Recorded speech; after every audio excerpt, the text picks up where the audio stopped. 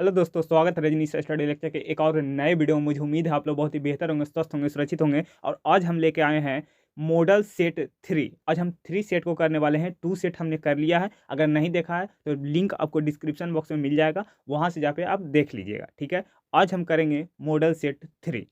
ठीक है, 5 सेट देने के लिए बोले थे, जिसमें आज हम तीसरा सेट करने वाले हैं। और इसका कंप्लीट पीडीएफ हमारे टेलीग्राम चैनल पर मिल जाएगा, जल्दी से ज्वाइन कर लीजिए। इसका लिंक डिस्क्रिप्शन बॉक्स में दिया गया है। ठीक है, तो चलिए शुरू करते हैं। देखिए, पहला प्रश्न ये है कि विद्युत क्षेत्र में एक आवेशित कण पर लगने वाला बल का मान होता है। विद्युत क्षेत्र में एक आवेशित कण के ऊपर लगने वाला जो बल होता है वो उसका मान क्या होता है। तो देखिए, जो विद्युत क्षेत्र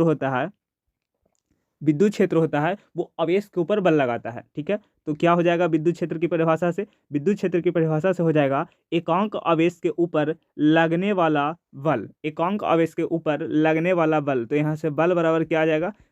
Q इंटू विद्युत क्षेत्र। Q इंटू विद्युत क्षेत्र। तो करेक्ट आंसर कौन सा हो जाएगा? ऑप्शन नंबर ए हमारा करेक्ट आंसर हो जाएगा। ठीक है, याद रहेगा ये फॉर्मूला।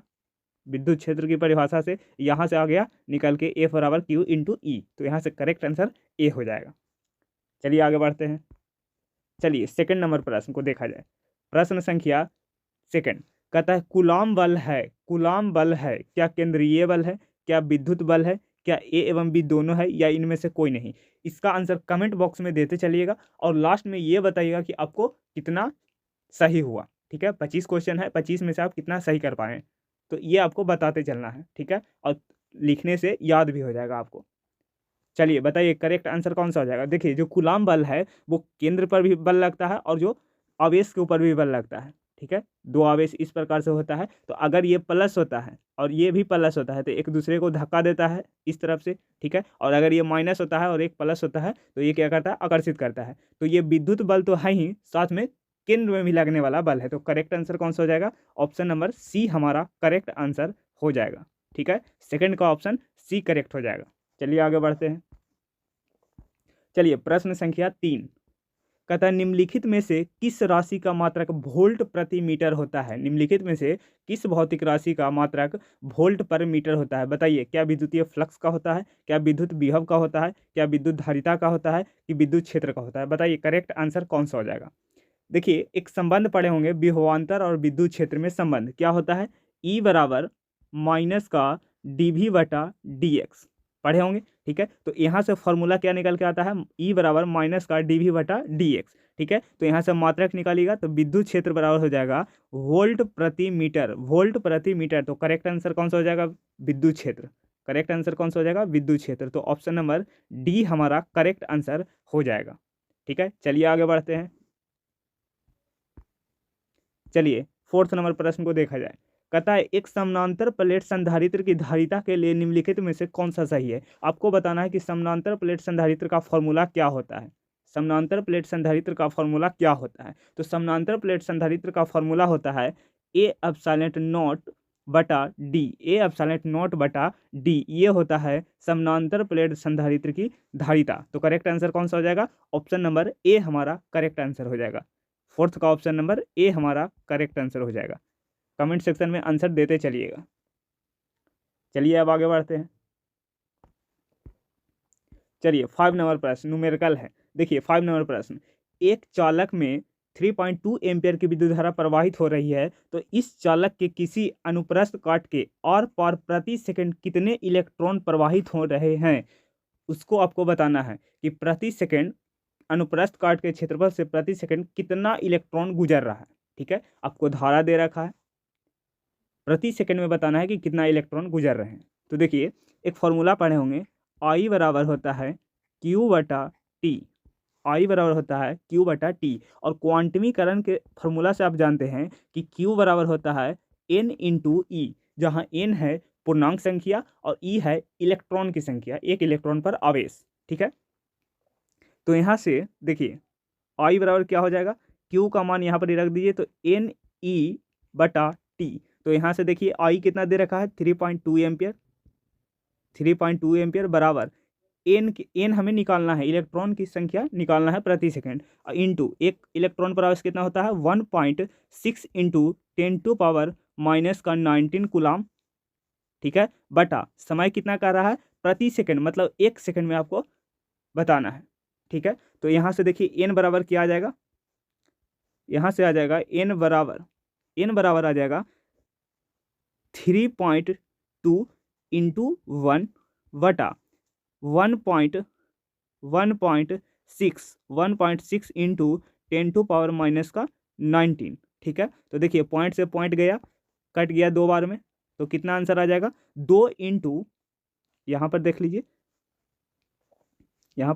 2 इंटू 10⁻, देखिए ये है माइनस का 19, ठीक है, ऊपर जाएगा तो क्या हो जाएगा प्लस का 19, तो ये हो जाएगा 2 इंटू 10⁻⁻ प्लस का 19। ठीक है, तो करेक्ट आंसर कौन सा हो जाएगा, ऑप्शन नंबर ए हमारा करेक्ट आंसर हो जाएगा। ठीक है, कितना सिंपल था, खाली फॉर्मूला यूज करना था। ठीक है, तो आसान ही क्वेश्चन आता है बोर्ड में। चलिए आगे बढ़ते हैं, और आपका आंसर कितना आया है जो कमेंट सेक्शन में करते चलिएगा। चलिए 6 नंबर प्रश्न को देखा जाए। देखिए, विद्युत परिपथ में किसी बिंदु पर सभी धाराओं का बीजगणितीय योग होता है। विद्युत परिपथ में किसी बिंदु पर सभी धाराओं का बीजगणितीय योग क्या होता है, क्या शून्य होता है, क्या अनंत होता है, क्या धनात्मक होता है कि ऋणात्मक होता है, बताइए करेक्ट आंसर कौन सा हो जाएगा। तो देखिए, विद्युत परिपथ में किसी बिंदु पर सभी धाराओं का बीजगणितीय योग शून्य होता है, तो करेक्ट आंसर कौन सा हो जाएगा, correct answer option number A हमारा हो जाएगा। 6 का ऑप्शन नंबर ए हमारा करेक्ट आंसर हो जाएगा। ठीक है, और आपको बताना है कि परिपथ में किसी बिंदु पर सभी धाराओं का बीजगणितीय योग शून्य होता है, यह कौन सा नियम है, पहला नियम है कि दूसरा नियम है किरचॉफ का। ठीक है, तो कमेंट सेक्शन में ये बताना है कि किरचॉफ का पहला नियम है कि दूसरा नियम है। ठीक है, चलिए आगे बढ़ते हैं। चलिए अगला प्रश्न, 7 नंबर प्रश्न, आदर्श वोल्टमीटर का प्रतिरोध होता है। आदर्श वोल्टमीटर का प्रतिरोध होता है। देखिए, अब जानते हैं कि अगर आदर्श ए मीटर की बात किया जाए, अगर आदर्श ए मीटर की बात किया जाए तो वो कितना होता है, वो होता है 0। ठीक है, और आदर्श वोल्ट मीटर की बात कर रहा है तो वो कितना हो जाएगा, अनंत हो जाएगा। आदर्श वोल्ट मीटर की बात करें तो अनंत, और आदर्श ए मीटर की बात करें तो कितना हो जाएगा, 0 हो जाएगा। तो करेक्ट आंसर कौन सा हो जाएगा, ऑप्शन नंबर डी हमारा करेक्ट आंसर हो जाएगा। 7 का ऑप्शन नंबर डी। चलिए आगे बढ़ते हैं। चलिए 8वां नंबर प्रश्न, आभासी धारा या इसको एक और नाम से जानते हैं IRMS धारा होती है, क्या होता है जो आपको बताना है। क्या √2 इंटू शिखर धारा होता है, क्या शिखर धारा बटा 2 होता है, क्या शिखर धारा बटा √2 होता है, क्या औसत धारा बटा √2 होता है, बताइए करेक्ट आंसर कौन सा हो जाएगा। तो देखिए, जो IRMS जो वैल्यू होता है, IRMS जो वैल्यू होता है वो होता है I0 बटा √2, I0 बटा √2। I0 क्या होता है, I0 होता है शिखर धारा, I0 क्या होता है शिखर धारा, तो शिखर धारा बटा √2। तो करेक्ट आंसर कौन सा हो जाएगा, ऑप्शन नंबर सी हमारा करेक्ट आंसर हो जाएगा। ठीक है, 8 का ऑप्शन नंबर सी, शिखर धारा बटा √2। ठीक है, चलिए आगे बढ़ते हैं। चलिए प्रश्न संख्या 9 को देखा जाए। कहता है 64 समरूप बूंदे जिनमें प्रत्येक की धारिता 5 माइक्रोफराड है मिलकर एक बड़ा बूंद बनाते हैं, तो बड़े बूंद की धारिता क्या होगा। ठीक है, 64 समरूप बूंदे हैं जिसमें प्रत्येक की धारिता आपको दिया गया है 5 माइक्रोफराड, और मिलकर एक बड़ा बूंद बनाते हैं, तो आपसे पूछा गया है कि बड़े बूंद की धारिता क्या होगा। ठीक है, तो ऐसा आपको मानना पड़ेगा। देखिए सॉल्यूशन लिखिएगा पहले, अगर 2 नंबर में पूछे तब। ठीक है, 1 नंबर में पूछे तो आप ऑप्शन में खेल के निकाल सकते हैं। ठीक है, अगर 2 नंबर में पूछे तो आपको पहले मानना पड़ेगा कि छोटे बूंद की त्रिज्या, लिखिएगा माना कि छोटे बूंद की त्रिज्या क्या है, स्मॉल आर है, और बड़े बूंद की त्रिज्या कैपिटल आर है। ठीक है, इस प्रकार से आपको मानना पड़ेगा। अब देखिए, ये क्या है, एक गोला है। ठीक है, तो गोले का आयतन क्या होता है, गोला का आयतन होता है 4/3 पाई आर कैपिटल आर क्यू, क्योंकि हम बड़े गोले के लिए पहले लिख रहे हैं। ठीक है, बराबर अब छोटे गोले के लिए लिखेंगे, तो छोटा देखिए कितना है, समरूप 64 समरूप बूंदे हैं, तो 64 इंटू गोले का आयतन, तो 4/3 पाई आर स्मॉल आर क्यू छोटे गोले के लिए। ठीक है, तो देखिए 4/3 पाई से 4/3 पाई कट गया, यहाँ बच गया कैपिटल आर क्यू बटा 64 स्मॉल आर क्यू।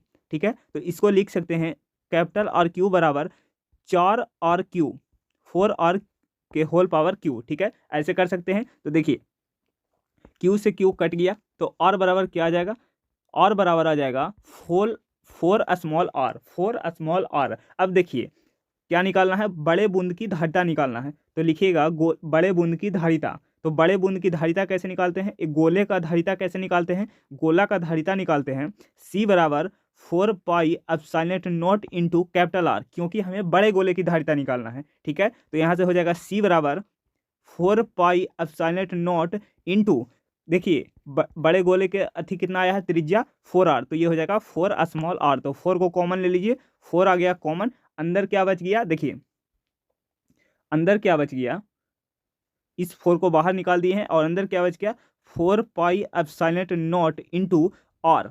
अब देखिए ये 4 pi epsilon not into R क्या है, धारिता है, और जिसकी धारिता दे रखा है कितना, 5 माइक्रोफैराड। तो इसको 5 से गुना कर देंगे। तो यहाँ पर ही देख लीजिए, देखिए 4 इंटू गोले की धारिता कितना दे रखा है, देखिए छोटे गोले की, तो ये कितना हो गया, 5 माइक्रोफैराड।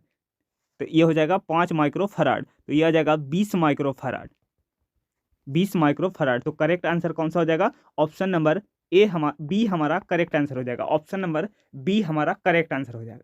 ठीक है, देखिए पहले इसमें क्या किए, इसमें 4 को रोक लिए, मैंने बाहर निकाल दिए और इसको इससे गुना कर दिए। ठीक है, तो इसको इससे गुना करिए तो ये आ जाएगा 4 pi epsilon not into small r। Small r किसको माने थे, छोटे गोले की त्रिज्या। तो ठीक है, तो छोटे गोले की त्रिज्या हमें दे रखा है, कितना दे रखा है, स्मॉल r। तो यहाँ पर स्मॉल r से पहचान गए कि ये छोटे गोले की धारिता है। तो ये छोटे गोले की धारिता हमें कितना दे रखा है, 5 माइक्रोफैराड। तो इसको 4 से गुना कर दिए तो ये आ गया 20 माइक्रोफैराड। समझ में आ गया होगा। चलिए अब आगे बढ़ते हैं। चलिए प्रश्न संख्या 10 कहता है विद्युत वाहक बल की इकाई क्या होता है। आपसे पूछा गया कि विद्युत वाहक बल का मात्रक क्या होता है। तो देखिए विद्युत वाहक बल का ऐसे मात्रक क्या होता है, वोल्ट होता है। V, इसको शॉर्ट में ऐसे लिखते हैं, V वा वल। ठीक है, विद्युत वाहक बल का ऐसे मात्रक क्या होता है, वोल्ट, वोल्ट। और इसका बीमा कैसे निकाल सकते हैं, बीमा कैसे निकाल सकते हैं, इसका होता है, देखिए वोल्ट को आप लिख सकते हैं, वोल्ट को आप कैसे लिख सकते हैं, कार्य बटा आवेश, मतलब जूल प्रति कुलाम। तो जूल प्रति कुलाम, जूल को कैसे लिख सकते हैं, mL2T-2। ठीक है, और कुलाम को क्या होता है, AT। ठीक, यहाँ से आप निकाल सकते हो, कैसे, जो देखिए यहाँ से निकालेगा तो यह आ जाएगा mL2T-2A-1, सॉरी AT हो जाएगा, AT, हाँ, तो T-3 हो जाएगा। ठीक है, यहाँ पर 1 है, ऊपर जाएगा तो माइनस का 1 हो जाएगा, तो -2 -1 -3 हो जाएगा, और A-1 ये इसका बीमा निकल के आ जाएगा। तो करेक्ट आंसर कौन सा हो जाएगा, ऑप्शन नंबर C। विद्युत वाहक बल का इकाई क्या होता है, वोल्ट होता है। तो ऑप्शन नंबर C, 10 का option number C correct answer हो जाएगा। ठीक है, 10 का ऑप्शन नंबर C हमारा करेक्ट आंसर हो जाएगा। चलिए आगे बढ़ते हैं। चलिए प्रश्न संख्या 11 देखिए, कहता है mu naught into epsilon note के पावर -1/2 का मान होता है। आपसे मान पूछा है। देखिए आप एक रिलेशन जानते होंगे, क्या जानते हैं कि C बराबर होता है, C बराबर होता है root mu naught into epsilon naught. ये रिलेशन जानते हैं आप। ठीक है, तो यहाँ से क्या हो जाएगा, C बराबर, देखिए अब रूट को क्या लिख सकते हैं, mu naught into epsilon not के पावर 1/2।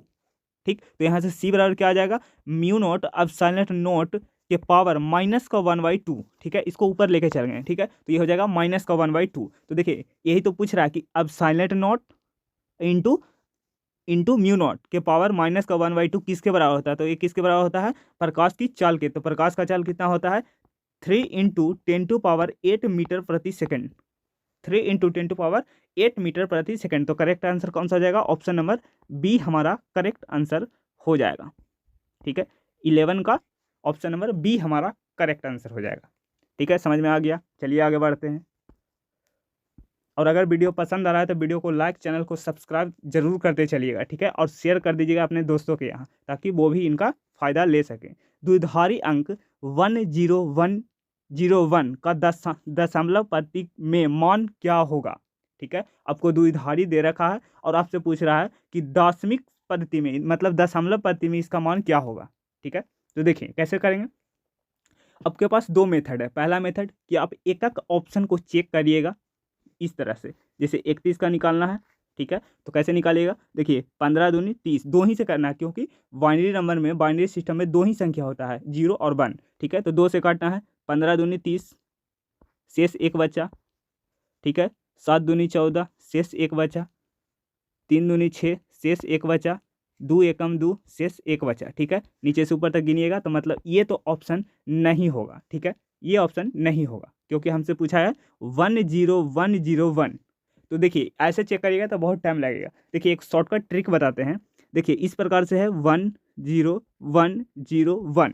ठीक है, एक बार मेथड को समझ जाइएगा फिर आप बना दीजिएगा। देखिए क्या करिएगा, इसको देखिए कैसे करते हैं जो समझिए। इसको करते हैं, देखिए जो यहाँ पर लिखा रहेगा ये क्या है, एक बाइनरी सिस्टम है। ठीक है, तो जो यहाँ पर ये लिखा गया एक है तो एक इंटू, बाइनरी सिस्टम में 2 ही नंबर होता है तो 2 के पावर, देखिए इसके बाद इधर कोई संख्या नहीं है तो 2 के पावर 0। ठीक है, इस प्रकार से आप लिख सकते हैं। ठीक, और देखिए किसी भी संख्या के पावर 0 क्या होता है, 1 होता है, तो ये हो जाएगा 1, 1 इंटू 1 1 ही हो जाएगा। ठीक है, देखिए अगर आप 0 को लेते हैं, ठीक है, तो ये हो जाएगा 0 इंटू 2 के घात 1, तो 0 को किसी से मल्टीप्लाई करिएगा तो क्या आ जाएगा, 0 ही आ जाएगा, इसलिए हम 0 को नहीं लेंगे। ठीक है, समझ में आ रहा है कि 0 को अगर किसी भी संख्या से मल्टीप्लाई करते हैं तो वो क्या आ जाएगा, 0 ही आ जाएगा, तो हमारे किसी काम का नहीं है, हम लोग सिर्फ 1 को लेंगे। तो देखिए ये 1 है, इसको लेंगे तो ये हो जाएगा 1 इंटू 2 के घात, देखिए इस 1 के इधर कितना अंक है, तो 1 1 2, 2 अंक है तो 2 के घात 2। ठीक है, फिर इस अंक को लेते हैं, एक वाले को। ठीक है, 0 वाले को क्यों नहीं लेते हैं, क्योंकि 0 को अगर किसी भी संख्या से मल्टीप्लाई करते हैं तो वो 0 ही आता है। तो 1 इंटू 2 के घात, देखिए 2 के घात कितना है, देखिए कितना अंक है, 1 2 3 4 अंक है। ठीक है, इस 1 के बाद कितना अंक है, 1 2 3 4 अंक है तो 2 के घात 4। ठीक है, अब देखिए क्या आ जाएगा, 2 का स्क्वायर 4, 2 को 4 बार गुना करना है तो 2 दूनी 4, 4 दूनी 8, 8 दूनी 16, तो ये आ जाएगा 16। तो यहाँ से देख लीजिए कितना है, सभी को जोड़ लीजिए, 1 प्लस 0 को नहीं काउंट करते हैं, 4 प्लस 16 कितना आ जाएगा, 21। तो करेक्ट आंसर कौन सा हो जाएगा, ऑप्शन नंबर बी हमारा करेक्ट आंसर हो जाएगा, ऑप्शन नंबर बी। ठीक है, आपको समझ में आ गया होगा कि कैसे निकालें। ठीक है, चलिए इसी तरह से एक और प्रश्न लाते हैं। चलिए सेम प्रश्न है और इसका आंसर कमेंट बॉक्स में दीजिएगा। ठीक है, देखिए पहले कैसे निकालते हैं, पहले निकालते हैं 101, इस प्रकार से पहले क्या करते हैं हम लोग, 1 को काउंट करते हैं। ठीक है, तो देखिए 1 इंटू, बाइनरी सिस्टम में 2 ही संख्या होता है तो 2 के पावर, देखिए इधर कोई संख्या नहीं है, देखिए देख सकते हैं कि 1 के बाद इधर कोई भी संख्या नहीं है तो 2 के घात 0, और किसी भी संख्या के पावर 0 क्या होता है, 1 होता है। ठीक, 0 को काउंट नहीं करेंगे, क्यों नहीं करेंगे, क्योंकि अगर 0 को किसी भी संख्या से मल्टीप्लाई करेंगे तो वो 0 ही आ जाएगा। ठीक है, एक को लेते हैं। ठीक है, तो 1 इंटू 2 के घात, देखिए इस 1 के बाद इधर कितना संख्या है, 1 2 3, 3 संख्या है तो 2 के पावर 3, 2 के पावर 3 कितना हो जाएगा, 8 हो जाएगा। ठीक है, तो 8 1 क्या हो जाएगा, 8 प्लस 1 बराबर 9, तो 9 इसका करेक्ट आंसर हो जाएगा। ठीक है, एक बार अगर मेथड सीख गए तो एकदम मिनटों में आप करेगा इसका आंसर। ठीक है, तो चलिए आगे बढ़ते हैं। उम्मीद करता हूँ कि ये प्रश्न अगर अच्छा लगा होगा ट्रिक तो वीडियो को लाइक जरूर करिएगा और सब्सक्राइब तो जरूर ही करिएगा। चलिए आगे बढ़ते हैं। चलिए प्रश्न नंबर 14 कहता है डायोड का उपयोग करते हैं, डायोड का उपयोग करते हैं, डायोड का उपयोग करते हैं दृष्टिकारी की भांति। तो करेक्ट आंसर कौन सा हो जाएगा, ऑप्शन नंबर सी हमारा करेक्ट आंसर हो जाएगा, 14 का ऑप्शन नंबर सी। ठीक है, डायोड का उपयोग दृष्टिकारी की भांति करते हैं। चलिए आगे बढ़ते हैं। चलिए 15 नंबर प्रश्न को देखा जाए। 15 नंबर प्रश्न, निम्नलिखित में से किस भौतिक राशि का पुनरावितरण प्रकाश के व्यतिकरण से होता है, निम्नलिखित में से किस भौतिक राशि का पुनर्वितरण प्रकाश का व्यतिकरण से होता है, क्या आवृत्ति का होता है, क्या तीव्रता का होता है, क्या तरंगधारी का होता है, क्या चाल का होता है, बताइए इसका करेक्ट आंसर कौन सा हो जाएगा। ठीक है, तो देखिए पुनरावृत्ति जो प्रकाश का व्यतिकरण होता है वो किसके लिए होता है, वो होता है तीव्रता के लिए। तो करेक्ट आंसर कौन सा हो जाएगा, ऑप्शन नंबर बी हमारा करेक्ट आंसर हो जाएगा। ठीक है, 15 का ऑप्शन बी करेक्ट आंसर हो जाएगा। चलिए आगे बढ़ते हैं। चलिए 16 नंबर प्रश्न, बीटा किरणें विक्षेपित होती है, बीटा किरणें विक्षेपित होती है क्या गुरुत्वाकर्षण क्षेत्र में, क्या चुंबकीय क्षेत्र में, क्या केवल विद्युतीय क्षेत्र में, क्या चुंबकीय और विद्युतीय क्षेत्र दोनों में। तो इसका करेक्ट आंसर हो जाएगा, जो बीटा पार्टिकल विक्षेपित होता है वो होता है चुंबकीय और विद्युतीय दोनों में, चुंबकीय और विद्युतीय दोनों में। जो करेक्ट आंसर कौन सा हो जाएगा, ऑप्शन नंबर डी हमारा करेक्ट आंसर हो जाएगा। ठीक है, चलिए आगे बढ़ते हैं। एक एक प्रश्न को याद करते चलिएगा और कमेंट सेक्शन में लिखते चलिएगा। चलिए प्रश्न संख्या 17, एक लंबे सीधे चालक तार से आई एम्पियर की धारा प्रवाहित हो रही है, तो इसके स्मॉल आर दूरी पर चुंबकीय क्षेत्र होती है। ठीक है, इस प्रकार से एक लंबे चालक तार है। ठीक, इससे कितना धारा प्रवाहित हो रहा है, आई धारा प्रवाहित हो रहा है। ठीक है, और इससे कह रहा है कि स्मॉल आर दूरी पर एक बिंदु है जिस पर आपको चुंबकीय क्षेत्र की गणना करना है। ठीक है, तो इसका जो फॉर्मूला होता है वो होता है V बराबर म्यू नॉट 4 पाई 2I बटा आर, 2I बटा आर, ये होता है इसका फॉर्मूला, म्यू नॉट 4 पाई 2I बटा स्मॉल आर। तो करेक्ट आंसर कौन सा हो जाएगा, ऑप्शन नंबर ए हमारा करेक्ट आंसर हो जाएगा। ठीक है, 17 का ऑप्शन नंबर ए हमारा करेक्ट आंसर हो जाएगा। ठीक है, चलिए आगे बढ़ते हैं। चलिए प्रश्न संख्या 18 को देखा जाए। एक गतिमान स्वतंत्र आवेश उत्पन्न करता है, एक गतिमान आवेश उत्पन्न करता है, क्या उत्पन्न करता है, तो एक गतिमान आवेश मतलब इस प्रकार से आवेश है और ये क्या है, v वेग से गतिमान है, तो ये क्या उत्पन्न करता है, ये चुंबकीय क्षेत्र भी उत्पन्न करता है और ये विद्युतीय क्षेत्र भी उत्पन्न करता है। तो करेक्ट आंसर कौन सा हो जाएगा, स्थिर विद्युत क्षेत्र और चुंबकीय क्षेत्र दोनों। तो करेक्ट आंसर सी हमारा करेक्ट आंसर हो जाएगा, सी हमारा करेक्ट ऑप्शन हो जाएगा। ठीक है, 18 का सी। चलिए आगे बढ़ते हैं। अगला प्रश्न देखिए, 19 नंबर क्वेश्चन। ट्रांसफार्मर एक युक्ति है, ट्रांसफार्मर एक ऐसी युक्ति है जो क्या करता है, क्या एसी को डीसी में बदलता है, क्या डीसी को एसी में बदलता है, क्या डीसी वोल्टता बढ़ाने या घटाने के लिए करते हैं, या एसी वोल्टता बढ़ाने या घटाने करते हैं। बताइए, आपके गांव में ट्रांसफार्मर लगा होगा, वो क्या करता है, क्या करता है, एसी वोल्टता को बढ़ाने और घटाने का कार्य करता है, एसी वोल्टता को बढ़ाने और घटाने का कार्य करता है। तो करेक्ट आंसर कौन सा हो जाएगा, ऑप्शन नंबर डी हमारा करेक्ट आंसर हो जाएगा, ऑप्शन नंबर डी हमारा करेक्ट आंसर हो जाएगा। चलिए आगे बढ़ते हैं। चलिए भैया 20 नंबर प्रश्न को देखा जाए। चुंबकशीलता का बीमा क्या होता है, चुंबकशीलता का आपसे बीमा पूछा है। तो देखिए, एक फॉर्मूला आप जानते होंगे वायो सावर्ट के नियम से, डीबी बराबर mu naught 4 pi I D L sine theta बटा आर स्क्वायर, ये फॉर्मूला होता है वायो सावर्ट के नियम से। हमें क्या पूछा है, हमें पूछा है चुंबकशीलता, इस म्यू नॉट का मात्रक पूछा है। ठीक है, तो म्यू नॉट को एक तरफ कर लीजिए। ठीक है, डीबी बराबर देखिए आर स्क्वायर क्या है, भागा में है, तो ऊपर आ जाएगा किसमें, गुना में, तो ये हो जाएगा आर स्क्वायर बटा आई डी एल। देखिए 4 पाई क्यों नहीं लिए, 4 पाई एक वैल्यू है, इसका कोई बीमा नहीं होता है। साइन थीटा क्यों नहीं लिए, साइन थीटा भी एक वैल्यू है, अगर इसका मान रखते हैं 45 डिग्री तो ये आएगा 1/√2, तो ये क्या है, एक वैल्यू है, तो इसलिए हम नहीं लिए हैं। ठीक है, तो यहाँ से आ जाएगा म्यू नॉट बराबर, देखिए चुंबकीय क्षेत्र का ऐसा मतलब क्या होता है, टेस्ला, दूरी क्या हो जाएगा, मीटर स्क्वायर बटा विद्युत धारा का ऐसा मात्रक एम्पियर इंटू मीटर, तो मीटर से 1 मीटर कट गया, तो म्यू नॉट आ गया, कितना आ जाएगा, टेस्ला मीटर प्रति एम्पियर। ठीक है, यहाँ तक समझ में आ गया। अब देखिए, हमें म्यू नॉट का बीमा चाहिए। ठीक, हमें क्या चाहिए, म्यू नॉट का बीमा। तो पहले जानेंगे कि टेस्ला का बीमा क्या होता है, टेस्ला का बीमा क्या होता है। तो टेस्ला का बीमा आप जानते हैं, क्या जानते हैं, टेस्ला का बीमा होता है MT-2A-1, ये होता है टेस्ला का बीमा, चुंबकीय क्षेत्र का बीमा, इंटू एल बटा एम्पियर। तो एम्पियर का क्या हो जाएगा, ए, सिंपल, सरिया को लिख दीजिए, क्या हो जाएगा, ML-T-2 ए, देखिए A1 है नीचे, ऊपर जाएगा तो माइनस का 1 माइनस का 1 माइनस का 1 माइनस का 2, तो देखिए ML-T-2A-2, ML-T-2A-2, एक जगह पर क्या हो सकता है, आई भी हो सकता है, क्योंकि ये विद्युत धारा है। ठीक है, तो आई लिख दिया है प्रश्न में, कोई दिक्कत नहीं। तो करेक्ट आंसर कौन सा हो जाएगा, ऑप्शन नंबर ए हमारा करेक्ट आंसर हो जाएगा। ठीक है, देख सकते हैं ML-T-2A-2 या I-2। ठीक है, समझ में आ गया कैसे निकालते हैं। चलिए आगे बढ़ते हैं। चलिए 21 नंबर क्वेश्चन। निम्नलिखित में से कौन सा मूल कण नहीं है, निम्नलिखित में से कौन सा मूल कण नहीं है। तो मूल कण कौन नहीं है, क्या न्यूट्रॉन नहीं है, क्या प्रोटॉन नहीं है, क्या अल्फा कण नहीं है, कि इलेक्ट्रॉन नहीं है। तो देखिए मूल कण कौन कौन होता है, जो मूल कण होता है वो इलेक्ट्रॉन, प्रोटॉन, न्यूट्रॉन होता है। तो देखिए बीच में एक अल्फा कण क्या कर रहा है, तो करेक्ट आंसर कौन सा हो जाएगा, ऑप्शन नंबर सी हमारा करेक्ट आंसर हो जाएगा, ऑप्शन नंबर सी हमारा करेक्ट आंसर हो जाएगा। 21 का सी ऑप्शन करेक्ट। चलिए आगे बढ़ते हैं। चलिए 22 नंबर क्वेश्चन। इनमें से कौन सा आवेश रहित है, इनमें से कौन सा आवेश रहित है। तो आवेश रहित होता है फोटोन कण, फोटोन कण। करेक्ट आंसर कौन सा हो जाएगा, ऑप्शन नंबर सी हमारा करेक्ट आंसर हो जाएगा। 22 का सी ऑप्शन करेक्ट हो जाएगा। चलिए आगे बढ़ते हैं। चलिए 23 नंबर प्रश्न कहता है, देखिए थोरियम का, देखिए ये है परमाणु संख्या और ये है परमाणु द्रव्यमान के परमाणु में न्यूट्रॉन की संख्या होगा, न्यूट्रॉन की संख्या आपसे पूछ रहा है। तो देखिए न्यूट्रॉन की संख्या कैसे निकालते हैं, एटम का द्रव्यमान माइनस परमाणु का एटम का एटॉमिक नंबर, ठीक है।